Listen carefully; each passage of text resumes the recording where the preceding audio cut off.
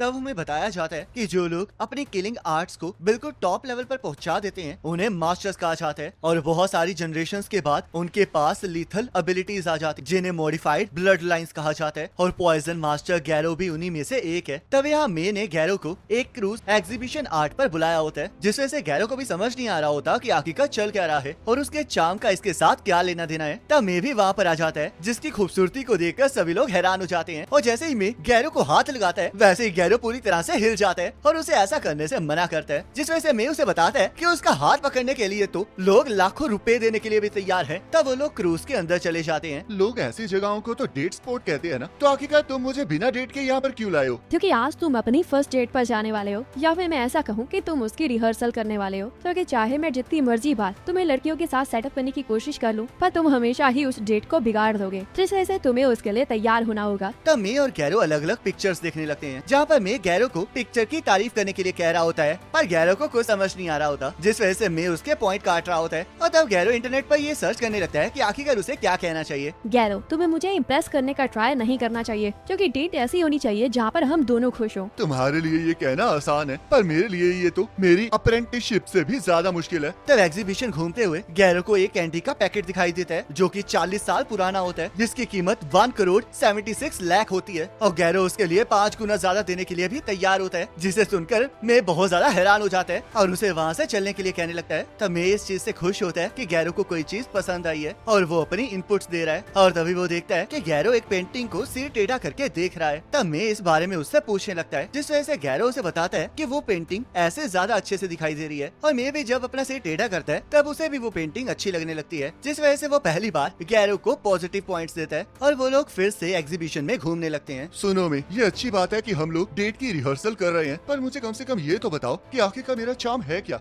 गैरो, उस बंदे को देखो, और जो उसके साथ है वो उसकी वाइफ है, और वो एक मशहूर पेंटर है जिसे यंग लोग बहुत ज्यादा पसंद करते हैं। ये चाहे अजीब दिखता हो और अजीब हरकतें करता हो, पर फिर भी इसके फैंस ने इसे एक्सेप्ट कर लिया है, जो कि ये एक टैलेंटेड आर्टिस्ट है। और ऐसे बहुत से लोग हैं जिनको लोगों ने अलग अलग तरीके से एक्सेप्ट किया है, क्योंकि उन्हें उनके टैलेंट्स पसंद आए हैं, और ये टैलेंट्स भी उसी तरह अट्रैक्ट करते हैं जैसे कि लुक्स और पर्सनैलिटी करते हैं, तो इसलिए वो फीलिंग्स रियल हैं। ये भी एक अलग तरह का चार्म है, पर मेरे पास तो ऐसा कोई भी चार्म नहीं है। तुम्हारे पास भी चार्म है गैरो। याद है जब तुमने मुझे बचाया था, तब तुमने अकेले ही उस रूम के सभी लोगों को हरा दिया था, और वही तुम्हारे चार्म का पार्ट है। तो इसलिए मैच मेकिंग, पार्टीज और एप्स को भूल जाओ, क्योंकि तुम अपने पार्टनर के सामने तभी शाइन कर सकते हो जब तुम दूसरों की हेल्प करोगे। तो इसलिए तुम्हें किसी होस्टेज को रेस्क्यू करना पड़ेगा, या फिर वीआईपी को गार्ड करना पड़ेगा, जिस वजह से वो लड़की तुम पर फिदा हो जाएगी। रुको जरा, मैं तो एक पॉइजन मास्टर हूँ और मैं लोगों को मारता हूँ, ना कि बचाता हूँ। भाई, ये कहीं नहीं लिखाया कि पॉइजन मास्टर किसी को बचा नहीं सकता। पर अगर मैं ऐसा करूँगा तो मैं उन्हें धोखा दूंगा ना, क्योंकि मैं उन्हें अपने असली प्रोफेशन के बारे में नहीं बताऊंगा। जरा ध्यान से सुनो गैरो, इससे कोई फर्क नहीं पड़ता कि तुम दोनों एक दूसरे को कैसे जानते हो, क्योंकि इससे तुम सिर्फ स्टार्टिंग लाइन तक पहुंच सकते हो, और रियल टेस्ट ये होता है कि तुम क्या उसके बाद अपने हैप्पी रिलेशन को बिल्ड कर पाते हो या नहीं। तब वो आर्टिस्ट भी अपनी वाइफ को लेकर वहाँ से भाग जाता है, और मैं भी उसका पीछा करने लगता है, जिस वजह से गैरो को कुछ समझ नहीं आ रहा होता। तब हम देखते हैं कि उस एग्जीबिशन में से एक पेंटिंग चोरी हो जाती है, जिसे एक चोरनी हिमेकावा ने चुराया होता है, और हमें पता चलता है कि उस क्रू के कैप्टन ने उन पेंटिंग्स को लोगों पर अत्याचार करके लिया होता है। तब हिमेकावा अपनी शाख के साथ वहाँ से भाग जाती है, और किनारे पर उसके साथी उसका इंतजार कर रहे होते हैं, पर तभी उनके ऊपर वाटर मास्टर हमला कर देता है। तब यहाँ में गैरो को एक ऐसी लड़की को बचाने के लिए कह रहा होता है जो कि मुसीबत में हो, ताकि वो उसके दिल में अपनी जगह बना सके, और वो इस ऑपरेशन का नाम व्हाइट नाइट रखता है। तब गैरो को ये बिल्कुल पसंद नहीं आता, क्योंकि उसे समझ नहीं आ रहा होता कि आखिरकार वो ऐसा कैसे करेगा, और मेरे से पूछने लगता है कि आखिरकार वो ऐसे लोगों को ढूंढेगा कहाँ। पर इस टाइम में खाने में कुछ ज्यादा ही बिजी होता है। तब मैं उसे एक ऐप के बारे में बताता है जहाँ पर सारे काले कारनामे होते हैं, और वहाँ पर वो किसी को बचाने या फिर बॉडीगार्ड वाली नौकरी भी ढूंढ सकता है। तब मैं पूछने लगता है कि क्या उसने अपने काम में कभी इसका इस्तेमाल नहीं किया, जिस वजह से गैरो उसे बताता है कि उन्हें काम हमेशा ब्रोकर के थ्रू आता है, क्योंकि ओल्ड फैमिलीज में ट्रेडिशनल वे से काम होता है। तब एक वेटर फिर से ऑर्डर लेने आ जाता है, और गैरो उसे बताता है कि ये अकेला ही सब कुछ खा लेगा, जिस वजह से हम देखते हैं मैं और भी ज्यादा ऑर्डर कर लेता है। तब गैरो को वहाँ पर एक जॉब दिखाई देती है, जहाँ पर हम देखते हैं शिप के कैप्टन ने हिमेकावा को पकड़ लिया होता है, और वो उसके साथियों से वो सारी चीजें मांग रहा होता है जो कि हिमेकावा ने चुराई होती हैं। तब यहाँ हिमेकावा के साथी बता रहे होते हैं कि चाहे क्रिमिनल की दुनिया हिमेकावा को एक थीफ के तौर पर जानती है, पर असल में वो उन आर्ट को चुराकर उनके असली मालिकों तक पहुंचा देती है, जिन्हें उन खराब कलेक्टर्स ने चुराया होता है, और इस वजह से वो चाह रहे होते हैं कि कोई उस शिप पर जाकर हिमेकावा को छुड़वा कर ले आए। पर हम देखते हैं उनकी इस रिक्वेस्ट को पूरा करने सिर्फ मे और गैरो ही आए होते हैं, क्योंकि उन्होंने तो इतने सारे पैसे ऑफर ही नहीं किए होते। और वो बॉस हिमेकावा को बचाने के लिए अपने ऑर्गन्स भी बेचने के लिए तैयार हो जाता है। तब मे को एहसास हो जाता है कि ये गैरो के लिए एक मौका है, क्योंकि यहाँ पर तो उसका कोई कंपटीशन भी नहीं है। जिस वजह से मे सबको गैरो के बारे में बताती है और सभी लोग पॉइजन मास्टर का नाम सुनकर डर जाते हैं और उन्हें ये एहसास हो जाता है कि अगर उन्हें उसके ब्रोकर की फीस भी देनी है तब भी उन्हें अपने सारे ऑर्गन्स को बेचना पड़ सकता है। पर बॉस इस बात से बहुत ज्यादा खुश होता है कि अब अगर उनके साइड मास्टर है तो वो हिमेकावा को बचा सकते हैं। तब गैरो बड़े सीरियस टोन में उनसे एक सवाल पूछने लगता है, जिसकी शक्ल देखकर सभी लोग डर जाते हैं और उन्हें लग रहा होता है कि गैरो उनसे उनके ऑर्गन्स मांगने वाला है। पर तभी गैरो उनसे पूछता है कि क्या हिमेकावा को ग्लासेस वाले लड़के पसंद है, जिसे सुनकर मे भी हैरान हो जाता है। तब यहाँ शिप का कैप्टन हिमेकावा को थीफ की दुनिया को छोड़कर अपनी कलेक्शन का पार्ट बनने के लिए कहता है, क्योंकि वो उसे बहुत ज्यादा ब्यूटीफुल लगी होती है और वो इसके बदले में उसे सब कुछ देने के लिए तैयार होता है। पर हिमेकावा इसके लिए मना कर देती है और उसे बताती है कि जिन लोगों से उसने उन आर्ट्स को छीना है वो सभी लोग रो रहे हैं और उसने उनसे वादा किया है कि वो उनकी आर्ट्स को वापस लाकर जरूर देगी। और हमें पता चलता है कि वो पेंटिंग भी एक बच्ची की माँ की होती है जिसे वापस लाने का हिमेकावा ने वादा किया होता है। तब कैप्टन वाटर मास्टर उशिहो को हिमेकावा की स्पिरिट को तोड़ने के लिए कहने लगता है ताकि वो उसकी बात मान ले। तब यहाँ गैरो और मे भी उस शिप पर पहुँच गए होते हैं। तुम्हें पता है कि तुमने उस क्वेश्चन को पूछकर कितना बड़ा रिस्क लिया था? उससे तो वो लोग पागल ही हो गए थे और अगर उन्हें पता चलता कि आखिरकार तुम किस वजह से आए हो तो वो तुम्हें ये जॉब कभी भी नहीं देते। अब जो होना था वो तो हो चुका है, तो चलो फिर इस जॉब को अच्छे से करते हैं। मुझे यकीन नहीं हो रहा कि मुझे यहाँ पर भी तुम्हारे साथ आना पड़ रहा है। और अब जो हमें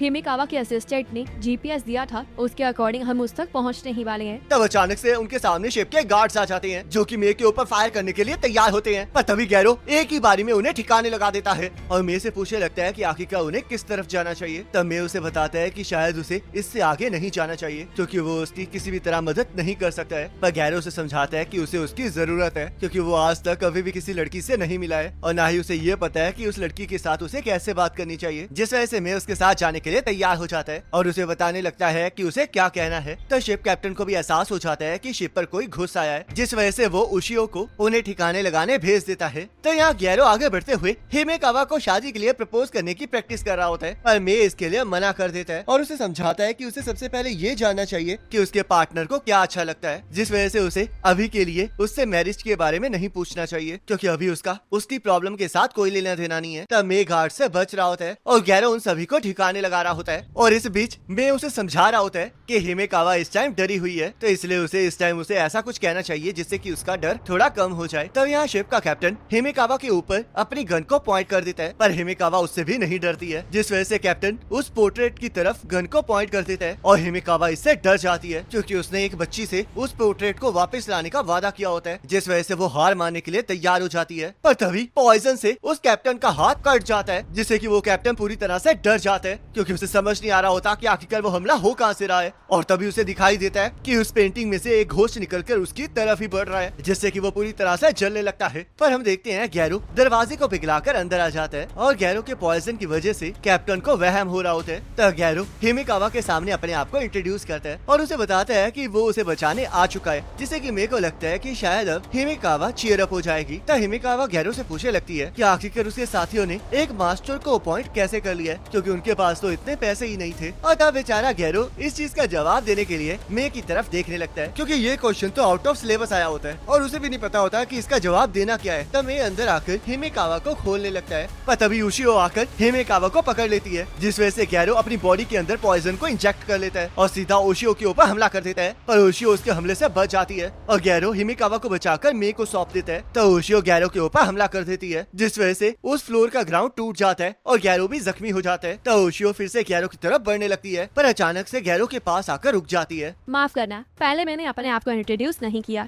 मैं वाटर मास्टर उशियो हूँ और आप मेरे ख्याल से पॉइजन मास्टर गैरो हैं। तो क्या हम इस मैटर को प्राइवेटली हैंडल कर सकते हैं? क्योंकि अगर मास्टर्स के बीच में फाइट होगी तो जितनी आपको फीस मिली है उससे ज्यादा तो नुकसान ही हो जाएगा। तो इसलिए अगर आप यहाँ से चले जाएंगे तो आपको जितना आपका क्लाइंट पैसे दे रहा है मैं आपको उसके 10 गुना दे दूंगी। ये एक बिजनेस है तो इसलिए मुझे पूरा यकीन है कि आप लॉयल्टी, कंपैशन और ट्रस्ट को साइड में रख देंगे, जो कि एक बिजनेसमैन जो कि हमेशा डिनर में अपनी फैमिली के साथ बैठता है वो कभी भी एक्सपोनेंशियल ग्रोथ हासिल नहीं कर सकता है। तो इसलिए एक प्रोफेशनल को अननेसेसरी डिस्ट्रैक्शंस को दूर रखना चाहिए ताकि वो 24 घंटे मैक्सिमम आउटपुट पर काम कर सके। तब मेरे को बिल्कुल भी समझ नहीं आ रहा होता कि आखिरकार उशियो क्या कह रही है और तभी मेरे को वो स्ट्रेंज दिखाई देती है जिसे गैरो ने अपनी बॉडी के अंदर इंजेक्ट किया होता है और उसके अंदर अभी भी थोड़ा सा पॉइजन बाकी बाकी होता है जिसे मेक छूने लगता है, पर तभी गैरो उसे ऐसा करने से रोक देता है क्योंकि वो एक डेडली पॉइजन होता है और क्योंकि गैरो की ब्लड लाइन मॉडिफाइड होती है तो उस पॉइजन का लीथल डोज उसे ताकत दे सकता है, जिस वजह से उशिहो कहने लगती है कि ये एक सर्वाइवल स्ट्रेटेजी है जिन्हें मास्टर्स ने इस दुनिया में रहने के लिए अडेप्ट किया है। ऐसा कुछ भी नहीं है, बल्कि ये एक कर्स है जो कि हमें मरने से पहले अपने टारगेट को फिनिश करने के लिए फोर्स करता है। और अगर तुम एक वाटर मास्टर हो तो तुम्हारी ये अजीब सी ट्रिक्स पक्का तुम्हारे मॉडिफाइड ब्लड लाइन की वजह से ही होगी। आप बिल्कुल सही कह रहे हैं और मैं आपको बता दूं कि मेरी इस कंपनी के बिजनेस सूट को कोई भी पॉइजन निडल और पॉइजन गैस पेनिट्रेट नहीं कर सकती है और इसका एयर टाइट डिजाइन किसी भी एक्सट्रीम वाटर प्रेशर को झेल सकता है। तो क्या अब हमारी डील कंफर्म है? तो गैरो की रिएक्शन से उशियो को एहसास हो जाता है कि गैरो उस डील को नहीं करना चाहता, जिस वजह से वो गैरो के ऊपर हमला कर देती है और गैरो उसके हमले से बच जाता है क्योंकि वो अपनी मॉडिफाइड ब्लड लाइन की वजह से मौत के करीब पहुंच के तेज हो गया होता है। तब गैरो को भी एहसास हो जाता है कि अगर उशियो का हमला उसे छू लेगा तो वो मारा जाएगा। तो उशियो गैरो से पूछने लगती है कि उसकी फैमिली तो 5 ग्रेट फैमिलीज में से एक है जो कि इंडस्ट्री लीडर्स है, तो आखिरकार उसका इस बेकार सी लड़ाई से क्या लेना देना है, या फिर वो ये सब कुछ हिमेकावा के लिए कर रहा है क्योंकि वो उससे प्यार करता है। तो उशियो गैरो के ऊपर हमला कर रही होती है पर गैरो उसके हमलों से बचते हुए उसके ऊपर एक नीडल से हमला कर देता है जिससे कि उशियो के सूट की फिंगर टिप कट जाती है और तभी वहाँ पर एक धमाका होता है जिसका फायदा उठाकर गैरो उशियो के फेस मास्क के ऊपर हमला कर देता है और उसे बताता है कि हिमेकावा और वो बिल्कुल अनजान है पर किसी दिन वो इम्पोर्टेंट बन सकती है। और फिर से वो फेस मास्क के उसी जगह पर हमला करता है जहाँ पर उसने पहला किया होता है, जिससे कि उशियो का फेस मास्क टूट जाता है। मुझे समझ नहीं आ रहा कि आखिरकार तुम कह रहे हो। तुम्हें समझ आने भी नहीं वाला क्योंकि तुम्हारे हिसाब से मैं एक नॉनसेंसिकल बेवकूफ हूँ। याद है तुमने कहा था कि हर रात फैमिली के साथ डिनर करना बेवकूफी है, पर मैं तुम्हें बता दूं कि ये एक ऐसी चीज है जिसे मैं हर एक कीमत पर चाहता हूँ। और इसी के साथ ये एपिसोड खत्म हो जाता है। अब नेक्स्ट एपिसोड का लिंक आपकी स्क्रीन पर आ रहा होगा, इस पर क्लिक करके अगले एपिसोड को देख सकते हो।